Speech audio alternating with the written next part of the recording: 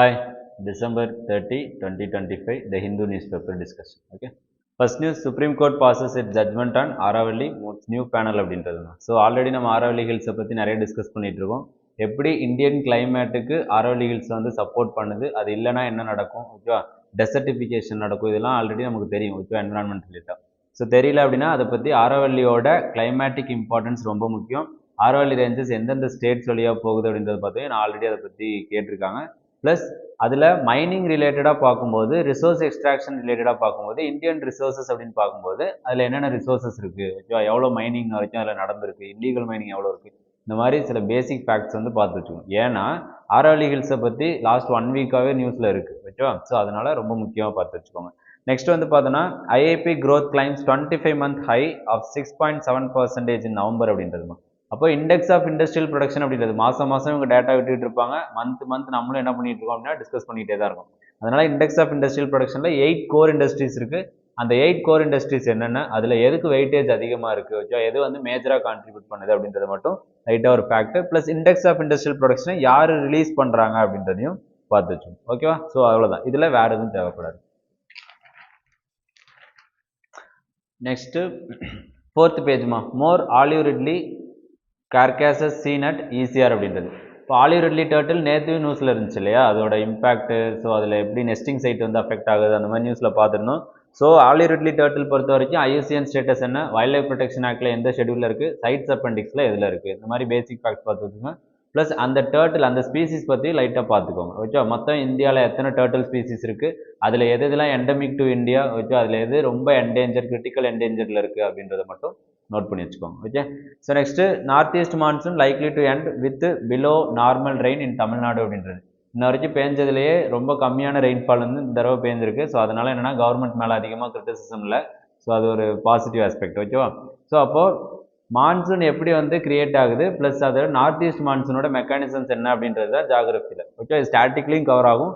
So news பேப்பரில் வரதுனால நம்ம என்ன பண்ணிக்கணும் அப்படின்னா இதையும் இந்த இடத்துல ஸ்ட்ரெஸ் பண்ணி பார்த்துக்கோங்க, ஓகே.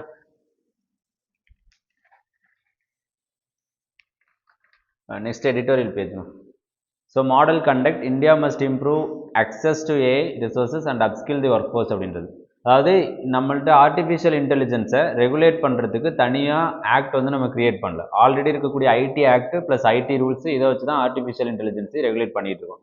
ஆனால் சைனா மாதிரியான கண்ட்ரிஸ், யூஎஸ், யூரோப்பியன் யூனியன் இவங்களாம் என்ன பண்ணியிருக்காங்க அப்படின்னா ஏஐ ஆக்ட்னே தனியாக வச்சுருக்காங்க அதுக்கு. ஸோ இந்தியாவை என்ன பண்ணோம் அப்படின்னா ஏஐ ஆக்ட் கொண்டு வரணும், ஸ்ட்ரக்சரல் ரிஃபார்மேஷன் கொண்டு வரணும்.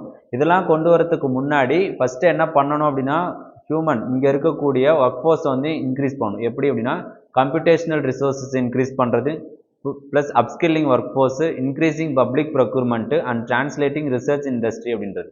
அதாவது ரிசர்ச் இண்டஸ்ட்ரி ஓரியன்டாக ஏஐ ரிசர்ச் இதெல்லாம் இம்ப்ரூவ் பண்ணுறதுக்கு வந்து இது பண்ணோம் அப்படின்றது. ஸோ நேற்று நம்ம ஒரு ஆர்டிகல் பார்த்துருந்தோம் இல்லையா, ஆர்என்டியில் இந்தியா எவ்வளோ கம்மியாக வந்து ஸ்பெண்ட் பண்ணுறாங்க அப்படின்னு சொல்லிட்டு. அப்போ அதெல்லாம் இன்க்ரீஸ் பண்ணிவிட்டு நம்ம என்ன பண்ணோம் அப்படின்னா ஏஐ எக்கோசிஸ்டம் வந்து பில்ட் பண்ணணும் அப்படின்னு சொல்கிறாங்க, ஓகே. அது மட்டும் தான் பார்த்துக்கோங்க.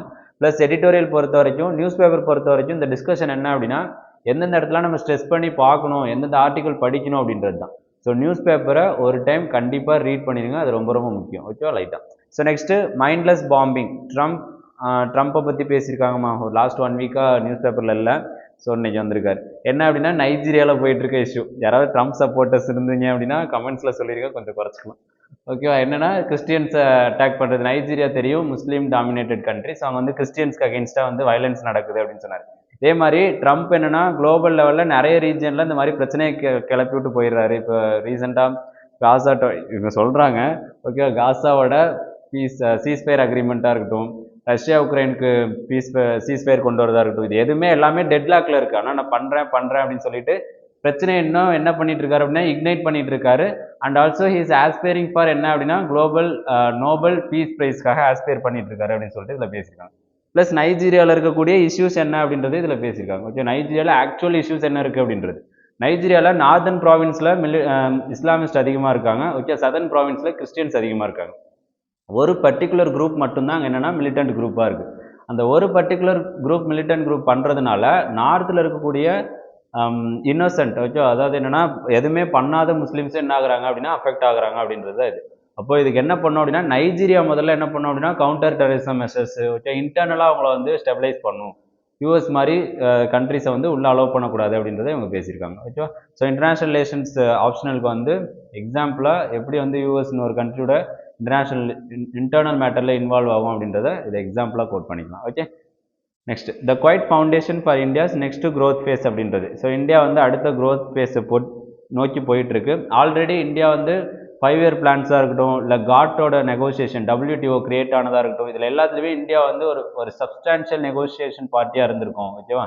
ஸோ குளோபல் லாஸில் ரூல்ஸில் எல்லாத்துலேயும். அப்போது அது எப்படி இந்தியாவோட டெவலப்மெண்ட்டுக்கு வந்து அடுத்த ஃபேஸ்க்கு போயிட்டுருக்கு அப்படின்னு பார்த்தோன்னா, ஃபஸ்ட்டு ட்ரேட் அக்ரிமெண்ட்ஸ் ஆல்ரெடி நம்ம பார்த்த மாதிரி India UK trade agreements almost duty free. ஓகேவா? அடுத்து இப்போ இந்தியா நியூசிலாந்து கூட போட்டதாக இருக்கட்டும். ஓகே, இது எல்லாமே போடுறதுனால என்ன ஆகுது அப்படின்னா எக்ஸ்போர்ட் வந்து இன்க்ரீஸ் ஆகுது அப்படின்னு சொல்கிறாங்க. அதாவது கமர்ஷியல், இது எல்லாமே கமர்ஷியலி மீனிங்ஃபுல் அக்ரிமெண்ட்ஸ் அப்படின்னு சொல்கிறோம். இப்போ நியூசிலாந்து கூட போட்டதெல்லாம். ஓகேவா? ஸோ அடுத்து வந்து பார்த்தோம் அப்படின்னா 2 lakh government recognised start ups வந்து கிரியேட் பண்ணியிருக்கோம். அதே மாதிரி ONDC, அதாவது என்னன்னா ஓப்பன் நெட்வொர்க் ஃபார் டிஜிட்டல் காமர்ஸில் 326 மில்லியன் ஆர்டர்ஸ் வந்து இன்ன வரைக்கும் வந்திருக்கு. ஸோ என்னன்னா எல்லாமே இம்ப்ளிமெண்ட் பண்ண எல்லாமே இந்தியாவோட க்ரோத்துக்கு ப்ராக்ரஸ்க்கு ஹெல்ப் பண்ணிட்டு இருக்கு அப்படின்னு சொல்கிறாங்க. அதே மாதிரி எனர்ஜி செக்டாரில் நம்ம என்ன பண்ணியிருக்கோம் அப்படின்றதையும் பெட்டராக பேசியிருக்காங்க. ப்ளஸ் லெஜிஸ்லேஷன்ஸ் என்னென்னலாம் பண்ணியிருக்கோம் அப்படின்றது 71 அப்சலேட் ஆக்ட்ஸை என்ன பண்ணியிருக்கணும் அப்படின்னா ரிமூவ் பண்ணியிருக்கோம். ஓகேவா?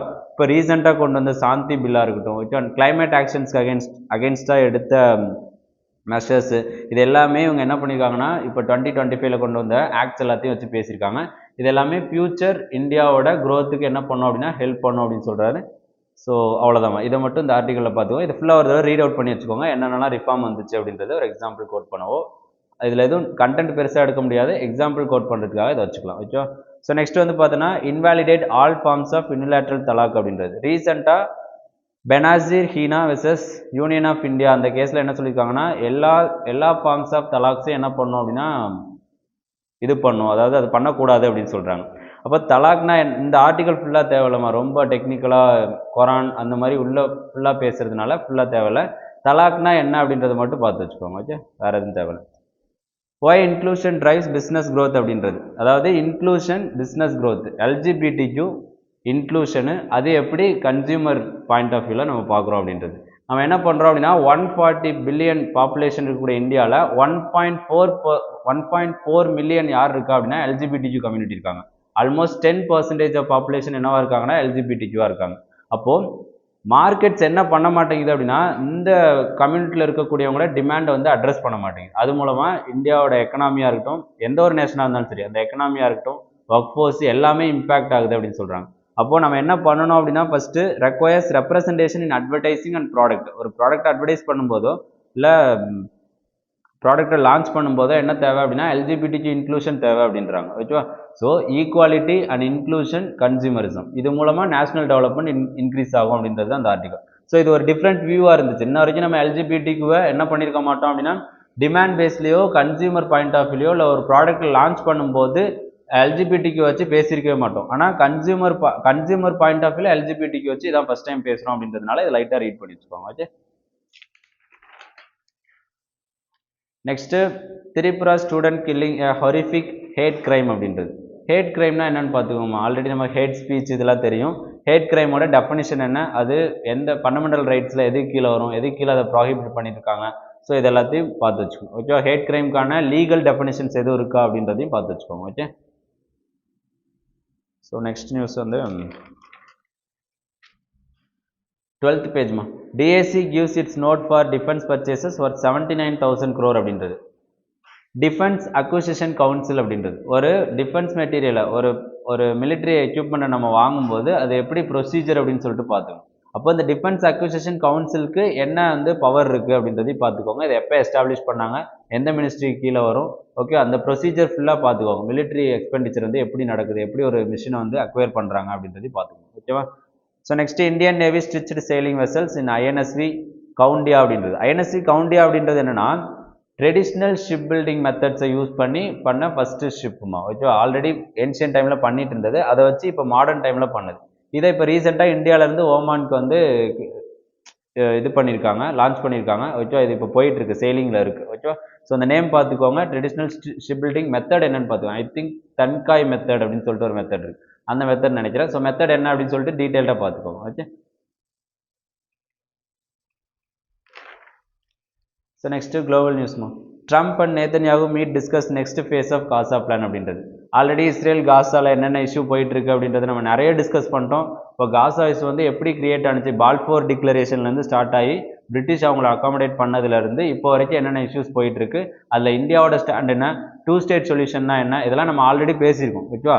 ஆஸ்லோ அக்கார்ட்ஸ்னா என்ன, இது எல்லாமே நம்ம இஸ்ரேல் காசா ரிலேட்டட்னு தெரிஞ்சுக்கணும். இதில் என்ன பேசியிருந்தாங்க அப்படின்றது ரொம்ப ரொம்ப முக்கியம். ஸோ அதையும் லைட்டாக பார்த்து, ஏன்னா இஸ்ரேல் காசா இஷ்யூ வந்து 2-3 வருஷமாக நியூஸில் இருக்கிறதுனா, 2-3 வருஷமாக ரொம்ப ஜெனசைடு இதெல்லாம் இப்போ இன்க்ரீஸ் ஆகிறதுனால பார்த்து வச்சுக்கிறது ரொம்ப நல்லது. அது இல்லாமல் இப்போ சீஸ்வேர் வேறு கொண்டு வந்தார் இல்லையா ட்ரம்ப். ஸோ அதனால் என்னென்னா தெரிஞ்சு வச்சுக்கிறது ரொம்ப முக்கியமாக. ஓகே.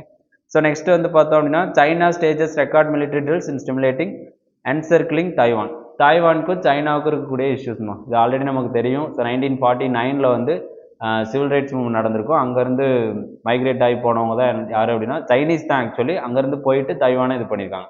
ஆக்சுவலி தைவான் அப்படின்றது தனி கண்ட்ரி கிடையாது. ஓகே. நிறைய ஸ்டேட்ஸ் இன்னும் என்ன பண்ணல அப்படின்னா அதை ரெகனைஸ் பண்ணல. யூஎன் பாடி கூட இன்னும் அதை ரெகனைஸ் பண்ணல. ஓகே. ஆனால் அந்த இஷ்யூ வந்து போயிட்டு இருக்கு. அந்த இஷ்யூ என்ன அப்படின்றது மட்டும் லைட்டாக பார்த்து வச்சுக்கோம். ஓகே. ஸோ நெக்ஸ்ட்டு அவ்வளோமா. ஸ்போர்ட்ஸ் நியூஸ்லேயே எதுவும் பெருசாக இல்லை. ஸோ இன்றைக்கி டிஸ்கஸ் பண்ண ஆர்டிக்கல் ரிலேட்டடாக ஐகெட் ஐஏஎஸ் அகாடமி டெலிகிராம் சேனலில் குவிசஸ் ரன் ஆகும். அதை அட்டன் பண்ணுங்கள், இன்னும் மோர் கிளாரிட்டி கிடைக்கும். ஓகே. தேங்க்யூ.